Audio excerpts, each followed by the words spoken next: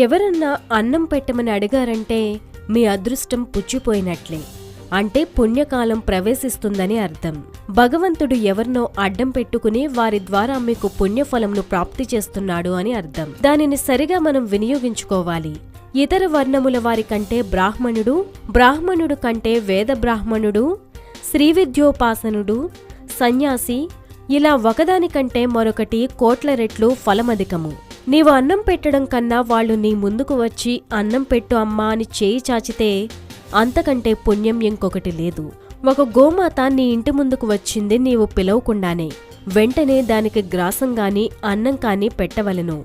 పిలవకపోయినా కాకతాళీయంగా ఒక సన్యాసి, ఒక శ్రీవిద్యోపాసనుడు, ఒక భాగవతుడు, ఒక వేదమూర్తి నీ ఇంటికి వచ్చారు అంటే కొన్ని కోట్ల జన్మల పాపం తరిగిపోతుంది. నీవు కాని అతనికి ఆతిథ్యమిస్తే కనీసంలో కనీసం